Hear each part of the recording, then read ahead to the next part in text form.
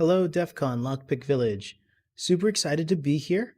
This is my talk, Doors, Cameras, and Mantraps, oh my, an overview about the ins and outs of physical security risk assessment. If you are curious about pursuing this as a career option, you are in the right place. If you want to learn about lockpicking, I'll mention some sources that can help with that later on in the talk. Here is a quick intro. I am the magician, or Dylan, whichever you prefer. I'm a member of the Open Organization of Lockpickers in Orlando. I am a security consultant with Gold Sky Security. I teach cybersecurity at the University of Central Florida. Go Knights! And I am an overall security enthusiast. This is really a hobby for me, as much as a career. What I do is straightforward. I explore client sites with the defenders in tow, so I can demonstrate for them any physical security vulnerabilities I spot. Bringing the client defenders with me allows for a teach back while on site instead of solely in our report. It is an absolute blast. This mostly summarizes the process. I show them the vulnerability and I tell them the mitigation. So what are we going to discuss in this talk? This is not a lockpicking or how-to talk. This is more a talk about the processes and procedures, mostly about what we look for and how we relay the information to the clients. I will cover physical security controls, key questions I ask my clients, and how I go about educating the clients about risk mitigation. At the end, I'll talk about how to approach this field. Physical security controls start with the front door, I think. So I want to start with doors and windows. There are a lot of mechanical components to doors, but here's a short list I tackle. Do perimeter doors have the hinges exposed to the outside? Those hinges can be exploited. Can I slide something between the latch and the strike plate to pull the door open without a key or combination? Can I get tools over or under the doors to manipulate the door handles? If I run across double doors, can I manipulate crash bars? Those bars that go across the middle of doors that you can kind of push open with your hip so you don't need to use a knob or a handle. These are all resolvable exploits.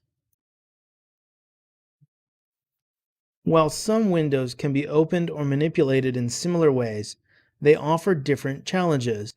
In a lot of office spaces, some clients don't have policies about shoulder surfing or looking over the shoulder of a user to obtain information. This is a physical security risk. If someone is trying to establish a good time for physical entry, maybe just what PC operating systems are being used, or even information as simple as what browser type a particular company is using, looking through a window is really low effort. This clip, by the way, is very much not a risk model my clients have ever asked me to test. The next physical controls are fencing and bollards. Both are passive and require little maintenance in most cases. Even though some folks are scratching their heads about what bollards are, don't worry, you've seen them before. Fencing is obvious. Maybe folks have them in their homes or at a work maybe. Fencing establishes a clear perimeter and, if locked, clearly sets an expectation of limited access. It would take a heck of an improviser to explain to a guard why you are walking around a parking lot or building at a locked and closed facility. It's also near impossible to scale a fence in most environments without attracting attention, unless in a very rural location. You have all seen bollards before. They are the reinforced obstacles that prevent the use of a vehicle as a battering ram to create a point of entry in an otherwise defended structure. This is a very fancy hydraulically assisted version, but here we are at a Target. Remember when we used to go to Target in 2019 for groceries? Those were the days. In front of the store, these steel reinforced concrete spheres are not just to look cool, they actually prevent people from running their cars into the glass doors to gain access in off hours to steal random stuff. It's a pretty simple passive risk mitigation, I think. Cool bonus, I just find it fun to say bollards. Next up are mantraps. This is a super cool concept. Mantraps are completely underutilized. Sure, it's a challenge to get people through them. You'll understand why a flow of people can be interrupted in a moment, but I think they are really awesome. Many banks have them, and after seeing the next slide, I'm willing to bet a few of you are going to be sitting at home saying, "Holy cow, I've totally seen those." This is a great scene from the movie Sneakers, my personal favorite hacker movie. The lead character Bishop walks through a glass sliding door after using a magnetic stripe reader. The door closes behind him, and another door is in his way that uses a biometric reader. Now he has to get past that.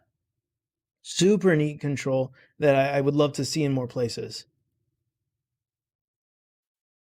Cameras are a great security control for several reasons. If you have the means, I encourage you all to grab some power over Ethernet or Wi-Fi cameras and try hacking them. Cameras are in most businesses and some homes now. If you have the funding at a job site, you can even have your cameras actively monitored in a SOC or Security Operations Center. Lots of small to mid-sized businesses just record video and reference it in incident response if something goes wrong for forensic purposes. Video is easy to store, and you could find out who took company property maybe after they got terminated, or who was negligent in some security policy. There are many technologies in the world of cameras, but I firmly believe that Wi-Fi cameras specifically are a poor choice. Please reach out for that soapbox rant if you like. A fun fact about a lot of security cameras is that often they aren't even powered on at job sites. Because I love surveillance cameras and have several to tinker with at home, my oldest son has developed a curiosity around them and likes to point them out when we are at theme parks here in Orlando. He can quite accurately count the number of cameras on the walk up to a structure.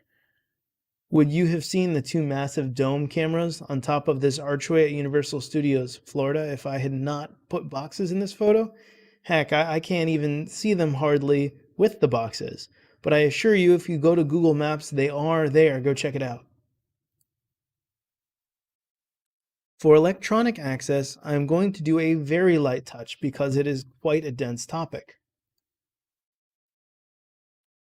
Most of you are in an office environment and have some token that grants you access. A radio frequency ID badge that you wave in front of a reader that opens a magnetic sealed door might be your front door. A PIN code that is shared among employees and janitorial staff might get you into privileged rooms. Maybe a fingerprint even unlocks the laptop at your desk. Grocery stores even have electronic sensors that know when someone is there and detect motion and open for you.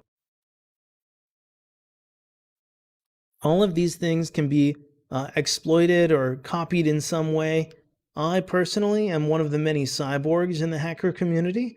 I got an implant from Dangerous Things last year and can clone radio frequency ID badges to my hand, and I use that to educate clients about the importance of cycling the guest badge so that way someone can't take that badge number and then come back with it and let themselves in. Next, I want to talk about how to speak to clients in a productive way. What is your personal area of concern? In other words, ask a client what on earth they care about. I've demoed a parking lot to server room break-in in 4 minutes and had a client shrug their shoulders. Their dollars were in a manufacturing area in another, more secure location. Ask your client what they want you to put time into. Being efficient is a good way to get repeat clients in a role where often you're billing hourly. Don't miss any doors. There is no shame in verifying with a client that you have tested the entire perimeter. Ask which doors get the most traffic and which get the least. Some doors may have super beefy security, while another, maybe a smoking area door, has people flowing in and out of it throughout the day and has less security, favoring convenience.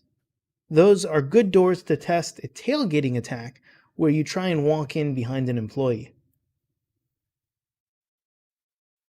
Because you truly are a guest in the scenario of being a security risk assessor, you can test guest access policies firsthand.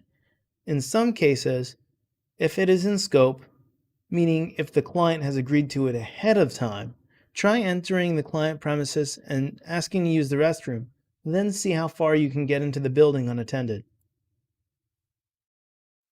If you show up and notice a robust check-in policy, maybe with a photo and temp badge, great. That is often not the case. Do you get an escort? Also a bonus. Can I keep an RFID badge and replay it when I come back next year for an assignment? Not ideal, but I've seen that before. Do you get watched like you're a suspicious hacker in a hoodie, or is there instant trust once you've made it past the perimeter? Final fun thing to look for if you get a guest badge. Where can you get in the building? You might be surprised to find yourself in a CEO or CFO office if you're lucky. Here we see some extremely robust guest security policies in action. Armed guards are monitoring a guest who is also restrained and has their tools confiscated temporarily. Someone in security operations hands the guest off to a person of authority who is also armed for the purposes of communication. This is a bit much, but similar procedures are not unheard of in a military or DoD establishment. As a social engineering enthusiast myself, this is a huge topic. Entire companies are dedicated to just educating and empowering employees to act as part of the security team for a company. Here are quick points on the matter. Gamify your security training. A traveling trophy can go on the desk of the person with the least clicks on email phishing one month. Or maybe someone else who always locks their computer when they head to the break room. Be creative. Let employees know that they are an integral part in the security of their company and that they can be the first line of defense. Every employee is part of the security team. As a social engineering enthusiast, this is equally important. You want to make sure you're establishing rapport with your clients. You want them to want you to come back. Constructive criticism can be done in a very positive way. While there have been tons of talks about how to exploit mechanical components of physical security, there have been just a few that cover the specifics of educating the clients on how to go about resolving the exploits that you've demonstrated on the job. Constructive criticisms are the way to go. A positive focus is absolutely critical. Directed or accusatory verbiage is never productive. Saying things like, "this is so bad," or "I can't believe you set it up this way," need to be replaced with, "we have some good opportunities here for improvement."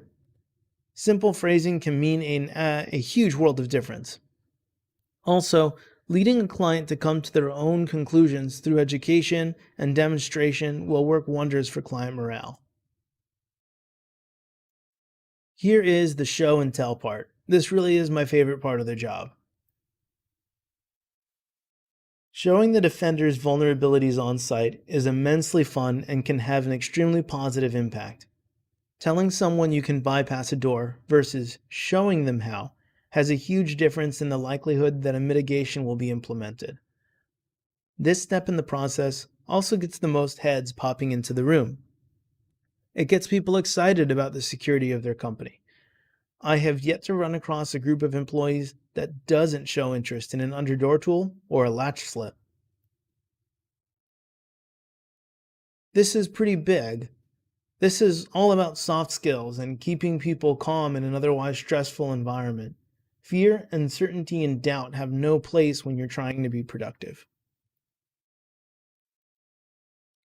You want to avoid saying things like, "Oh, this is bad," or "You've done this incorrectly." Instead, be inclusive and positive. "We can fix this. No big deal." Make sure that you're explaining things, you're not telling them. You don't want to just send an email with resolutions. You want to actually have a human conversation. This is pretty much the best explainer of fear, uncertainty, and doubt, and why it can damage a client relationship.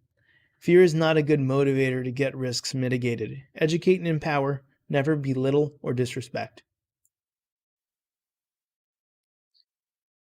Provide some means for clients to reach out to you. Don't be out of touch.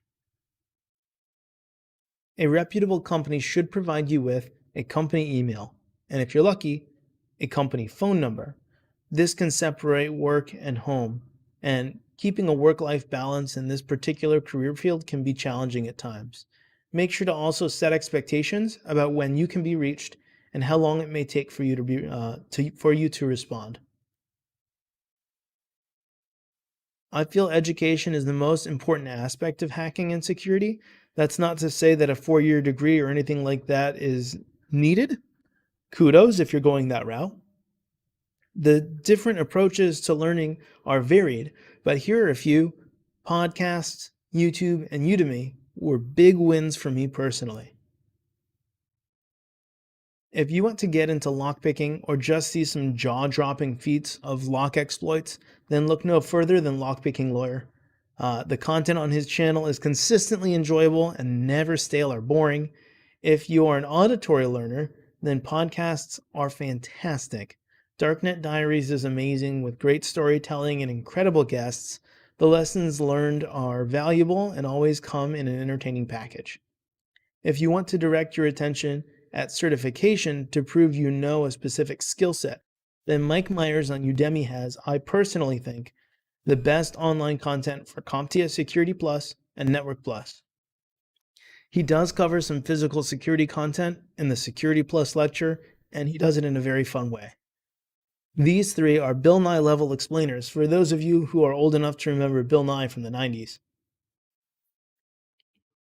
While not everyone learns from books, I know I certainly can, specifically if the content is fascinating to me. I tried to trim this down to a short list that I can recommend for everybody.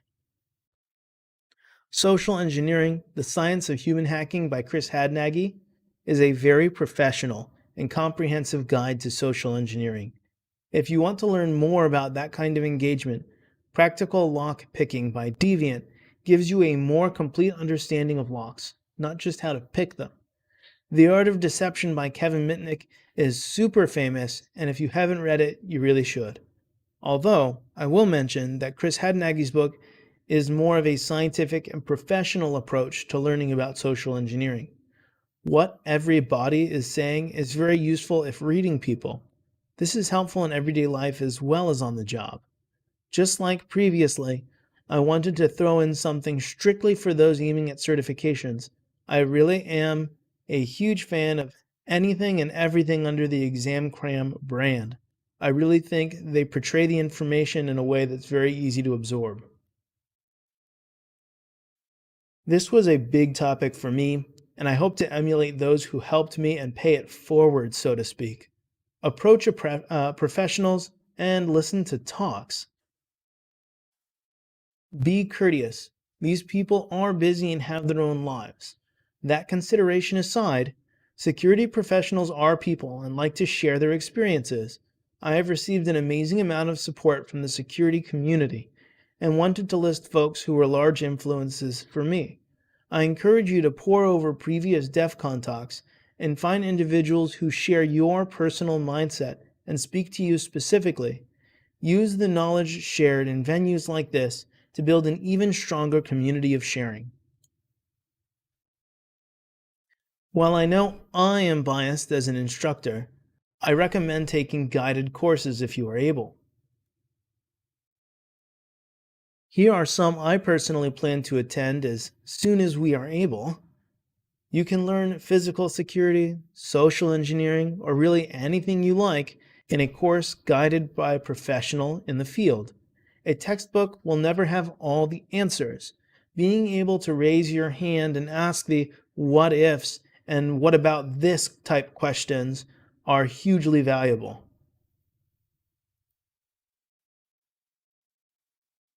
Since we are all at DEFCON, you all have already nailed this, so well played. Attending events and local meetups is a great way to meet new people and network. The people I have met in Orlando through meetups and events have truly driven my career. I was able to learn all the skills I couldn't practice because either I personally did not have the tools or the content online didn't quite break things down well enough for me. Just getting introduced to people that could help me understand things between the lines of textbooks was awesome. Huge shout out to the folks at PhysSec in Orlando and DC 407. If you see your city on the list, then that means there is a chapter of the Open Organization of Lockpickers in your town. I encourage you to reach out to your local TOOOL group and meet some cool people. If you don't see your city, good news! You can now start a chapter in your town and find people that are into physical security. The Open Organization of Lockpickers, or TOOOL, has been amazing to me, and I love being a member. Second to last slide, I promise, but I want to say thanks to my family and friends, mostly my wife and kids. Thank you for understanding when I disappear into my lab for hours at a time for random projects.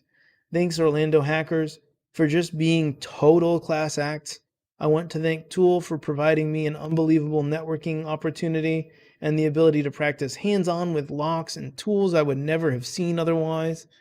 Thanks Gold Sky Security for the opportunity to learn and grow in an incredible supportive environment. DEFCON, thank you for having me. This event is so special.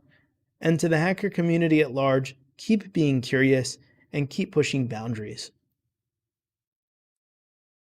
I love helping people who are getting started or maybe who are stuck on something. Feel free to reach out. I might take a bit to respond, but I will do my level best to help. This was a lot of information in a short amount of time, so if you want clarification on something, I am at 31337 Magician on Twitter, and here is my LinkedIn if you prefer that channel. Thanks for listening to my talk. That's all I have on this topic, but feel free to reach out if you want to have anything answered that you're still curious about. Have an excellent day and enjoy DEF CON.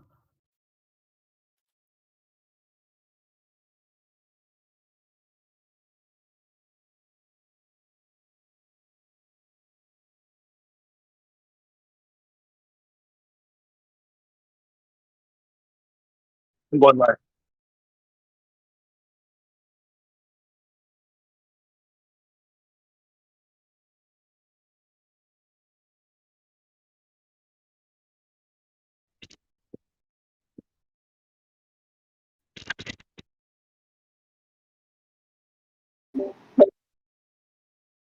Okay. We don't seem to have any questions just yet, but let's give everyone a minute to, get their stuff together and start typing in their questions.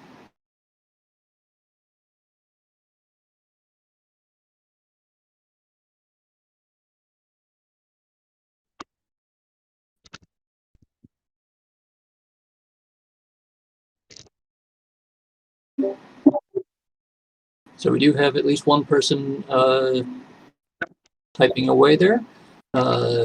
Just while we're waiting for that, is there anything that you wanted to add to your presentation? Any clarifications or? Really, I would say the most important part, if you're going to do physical assessment, is to educate the people that you're working with. And if you get in and say yay and write it in your report, they might not really be able to remediate it. But if you educate them on what you did, they'll understand why they need to do it and how they need to do it a lot better. Okay, good to know. So we do have one question from Carbon. They want to know, what is the one tool you found as a surprise must-have in your toolkit? Probably a traveler hook that just little straight piece of steel with a bend at the end. I use that more than anything else. And then an underdoor tool. I hardly touched my picks. An underdoor tool proved extremely useful though.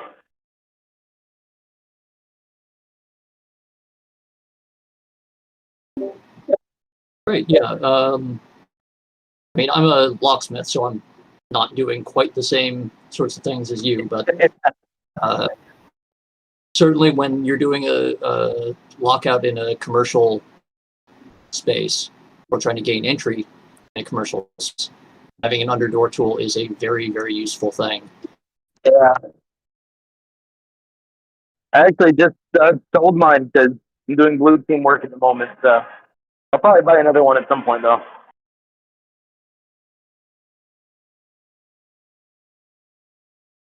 Okay, so still waiting for more questions to roll in. Don't be shy, people.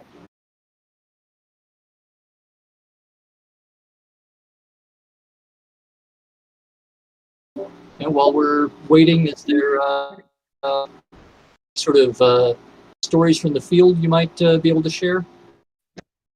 Yeah. I can't name the company or anything, but there was a business was manufacturing equipment for military, and they had a pallet of their equipment leave their facility, and they couldn't quite figure out how. And the cameras were up, but they actually hadn't been connected to anything, so they didn't have any data. And the entire rear of the facility was one door, no man trapped, and every single door was a request for exit sensor on the inside. So I just popped it with the compressed air can, and every single door to the rear of the facility was, it still had those push buttons. You could still push the button to exit, and they just had disabled them all. So it was the easiest fix in the world to just disable all the requests for exit sensors, and then just enable the already connected push button and then push the door open system.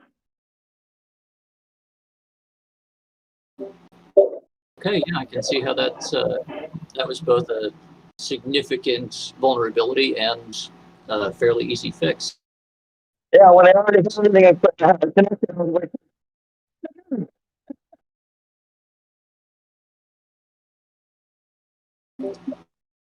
So do we have any more questions from the audience?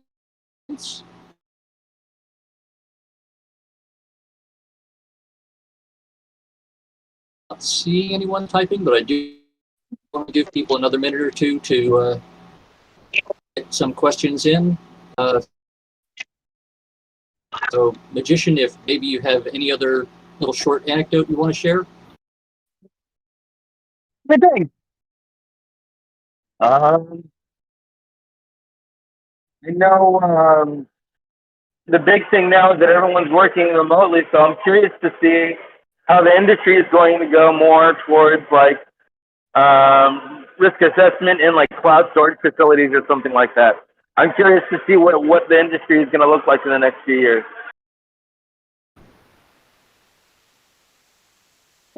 Yeah, I know a few other people in that field, in the same field as you, who have been having similar questions, either in some cases where their companies have been sort of struggling to, where they're an internal security assessment team, where they're sort of suddenly being asked to start doing assessments against like executives' homes. And in other cases where they're having to transition much more to like really remote telecoms and remote intrusion style assessments, because everyone's sort of working remotely from phones and laptops, and that's a big change for things. Also, it becomes a real big legal and ethical issue if you're suddenly being asked to start doing assessments against people's homes. Yeah, it'll be interesting.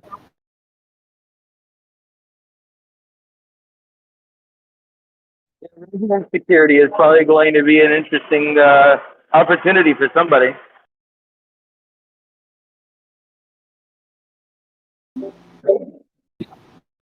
No, it'll definitely be very interesting to watch how that evolves over the next, however long this situation lasts. Right. Uh, but at this point, I'm not seeing any other questions coming in. So, any last things you want to share? Yeah, just if this is something you're actually interested in, don't feel like you're inconveniencing anybody in TOOOL reaching out asking questions. That's why we're part of this group. We love teaching people about it and talking about it. It's really a passion for everyone here.